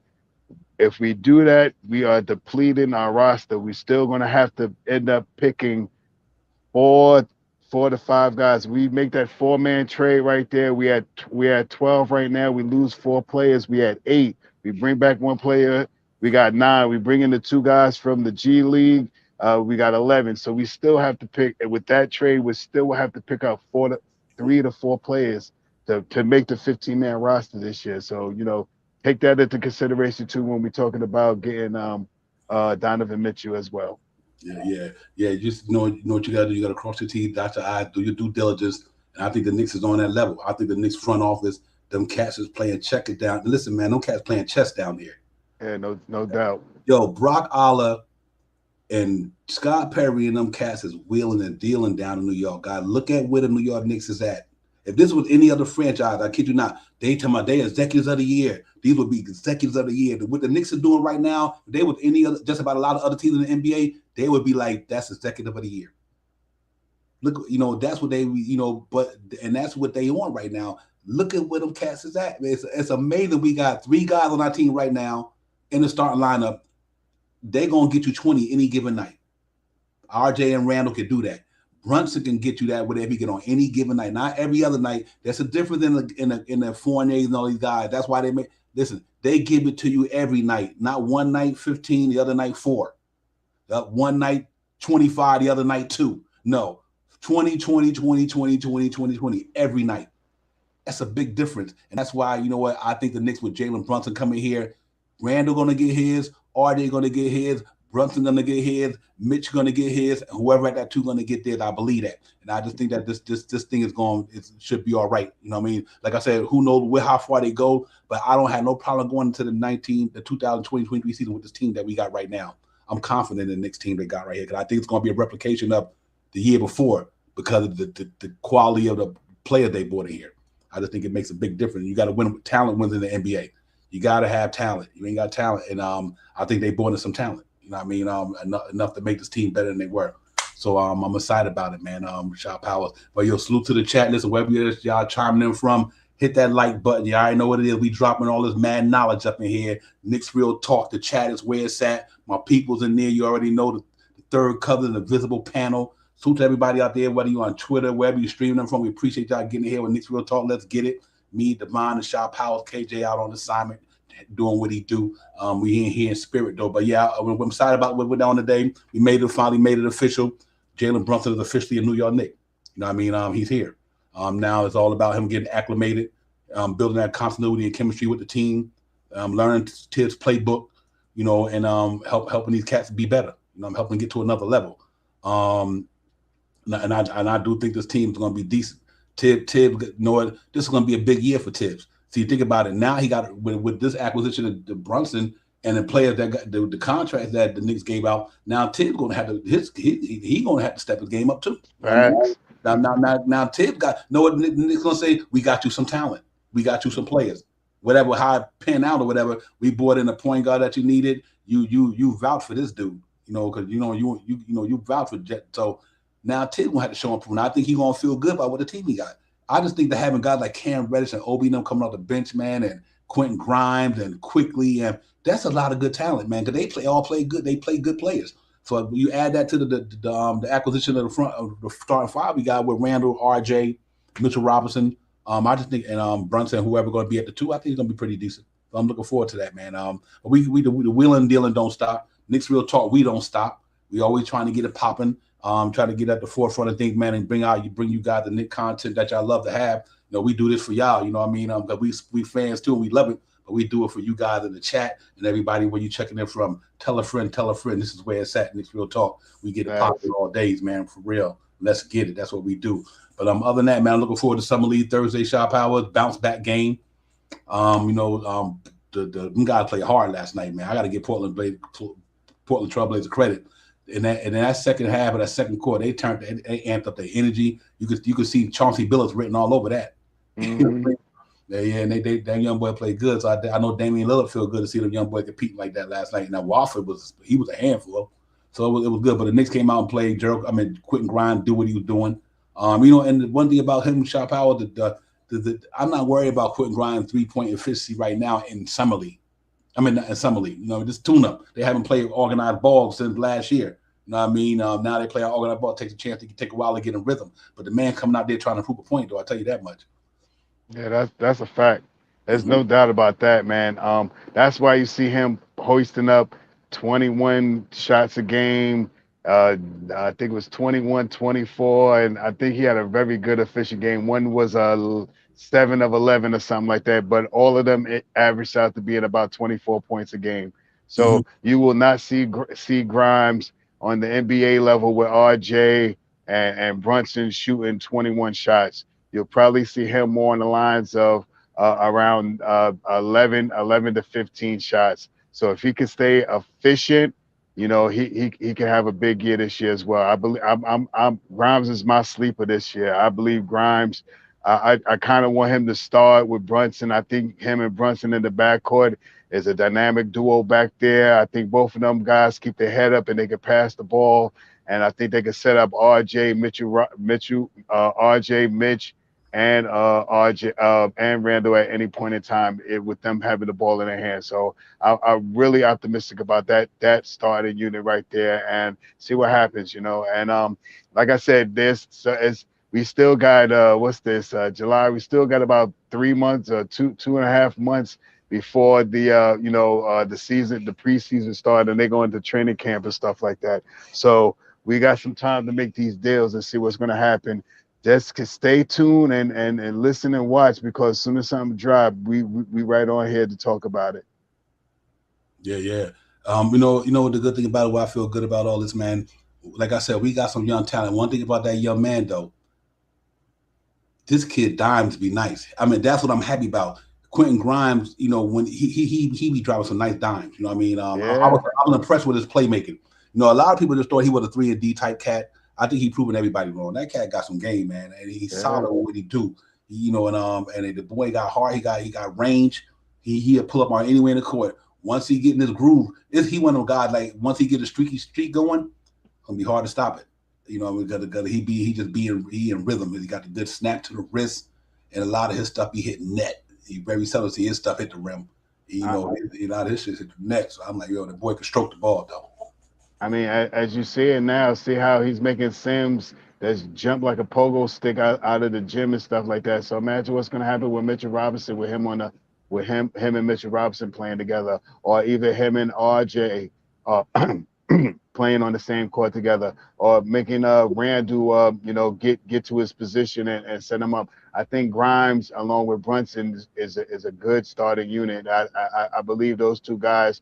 One has a great eye for the ball, and one has great defense, and the other one has a great defense. With them at the helm, I'm not afraid of any team out there in the NBA.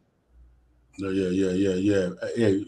90 times. We listen. We big Fournier guys, man. We listen. Fournier ain't no slacker. We one thing about me, man. It's just not about because the player's not good. It's always about fit to me. You know what I mean? It's not that Fournier is not good. Grimes is a better fit. It's never about Fournier. If Fournier wasn't good, we wouldn't. It's not about Fournier not being good because we gave him $18 million. Right. Let's not get to it. Nobody's saying. I'm not me anyway. It's not that Evan Fournier is a scrub. Grimes does a little bit more than he could do that'll help the Knicks. That's all it's about to me. Is that his defense is 2 times better than Fournier's. His pace pushing is 2 times better than Fournier's. His rebounding is 2 times better than Fournier. He do a lot of things that help the Knicks opposed to what Fournier does. That's all it is. I just think that you get more bang for the buck with a guy who's probably 5-dimensional, 6-dimensional, 7-dimensional instead of a guy who's probably 1 or 2-dimensional. Because he affects the game more ways than Fournier. Fournier affects the game shooting.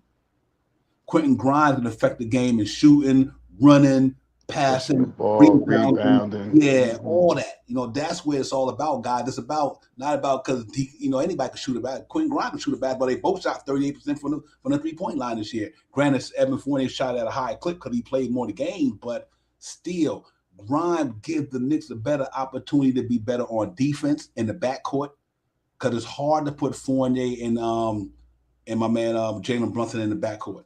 That's pretty tough to do from a defense standpoint. And defense win it all.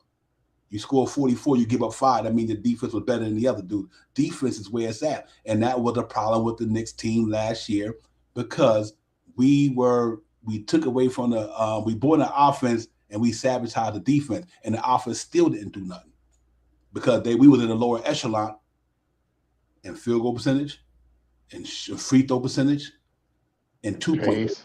Right. All 3 phase, we was low. But the year before, it wasn't like that. So you got to kind of take that into consideration. It's not about hating on the player. They came here, Evan Fournier and Kemba Walker came here. The Knicks team got worse because they did not fit what they did. So we took a step back. But before that, we had players who fitted what we did. Reggie Bullock fitted what the Knicks did. Elfrid Payton fitted what the Knicks did. They didn't need Elfrid Payton to score 20 points. They needed to be a tough defender, facilitate the basketball, and be hard. He did that. They didn't need Reggie Bullock to like Fournier that had a ball in your hand we needed Reggie Bullock to play solid defense on the wing and shoot 3-pointers. They did that. Knicks was up there in the league in defense, and they went to the playoffs. This year, what happened? It went the other way, and we didn't make the playoffs. Period. With injuries. So, in that year, Mitchell Robinson was injured. So injuries happened that year just like it happened this year, Shaw Powers. But this year, the only difference was Evan Fournier and Kemba Walker. That was the wrong move to me with the type of what you could have got for $18 million. You don't need $18 million for somebody who can shoot. We needed some gritty dudes. New York is a gritty place to play. You got to have cats who can really get down on the other side of the ball because that's what Tom Thibodeau do. That's what Patrick Ewing did. That's what Oakley and them did. That's what Melo and all them did in that year when they had Mike Wilson. They was gritty on the defense side of the ball. We didn't have that this year. We went the other way. So we just got to hope that, that's why the guys like Grimes could break out and turn around to be a good 2-guard. He don't got to be prolific, but he just got to be able to take them qualities to make that starting lineup better. And I think he does that. So we'll see, Shaw Powers. I'm excited about this thing, man, but that's my soliloquy because that's what I think that, from my perspective, is why the Knicks are where they at with this thing for the last 2 years. We changed the pattern for 2 years, and it didn't work out for me. So it is what it is. You know what I mean? Yeah, I hear you, Divine, man. I'm about to get ready to get out of here because my food wifey just walked in, and I'm about to eat me some food and stuff. Yeah, go get it, man. Yes, sir. Yeah, bro. Listen, Knicks Real Talk, man. We out of here, man. Salute to everybody. It's about the 8 o'clock hour, man. Y'all enjoy it. Appreciate y'all coming in, man. Real Talk. Make sure you hit that like and subscribe button going out the door. Knicks Real Talk. Let's get it. Divine and Shaw Powers. We in the building. Salute to the chat. That's where it's at all day, every day. Salute to you, brother, man. We appreciate y'all coming in. Like I said, man, we signed Jalen Brunson. We signed Hartenstien today. 2 new pieces to the Knick puzzle, man. Shaw Powers, man. Holla at me, bro. Yeah, I just want to give you salute to you, Divine, as always. You already know, my brother from another mother. Salute to the chat, man. These great chats in here, man. My man Keith, Frank Montos, 19 Khan, Harlem Girl, anybody that I missed, man. I thank you for coming in here tonight to share your time with us. You know what I mean? On your way out, if you haven't done it, please hit that like. And if this is your first time here, please subscribe. And let's get it. Yeah, real talk, man. I appreciate the sentiment, my brother. Yeah, man, salute to the chat. Is where it's at. Y'all already know, man. Always, man. Real talk, man. Y'all make the show. The show don't make it. We don't make y'all. Y'all make the show. Without y'all, ain't no Knicks Real Talk. Let's get it. But, we'll see y'all in the next episode. Summer League, I think it's Thursday night or whatever the case may be. But whatever night that is, we get back in here, man. We'll holler at you guys, man. But y'all be safe. Enjoy the rest of your week until we holler at y'all again, man. Knicks Real Talk. We out of here, man. Salute to the chat. Salute to everybody where y'all streaming from. Appreciate it. Tell a friend. We here. We in the building, man, all the way, each and every day, each and every way. We out, man. Peace. Let's get it. Time for Divine Shot, KJ Events. This Real Talk's the brand. You understand how we do, my man. I'm on that Friday night Knick shit, dripping in Knick shit. Up in the world, most famous arena with the click. That's the conglomerate. The Knicks real talk, the real prominent. I'm a bit like the Omicron variant, dominant. Paying homage to the cat in the chat. That's where it's at. Cause I'm hearing that you don't care for hyperbole, we straight fact. We interact with the mob, the gods. Up in the pod, the squad, the facade. My entourage be on the job, my energy. Feeling tripping in tempo as they cook my game plan. Let my brand for loot and pursuit. Going hard like the New York City gritty committee. Cause that the Knicks we know is pretty, but we all stay giddy. And we afraid the fan base hit the link, Anthony Mace. Trace the logo windows, headspace that appear like square space. Staring down on the Chase Bridge, look at that Knicks City drip. There's 50 Dexys on the court, looking pretty legit. I stay true to the orange and blue. I thought you knew for him a few bars to shine like stars divine on Mount Mars. Knicks real talk. Here we go, let's go. Knicks real talk right here. I'm representing Knicks real talk. right here. Let's get it. Here we go, let's go. We here in the building. Knicks real talk. Let's get it. Here we go, let's go. Yes, sir. Knicks real talk. We here. Here we go, let's go. Let's get it. Let's get it. Yeah, for real. Yes, sir. Let's get it.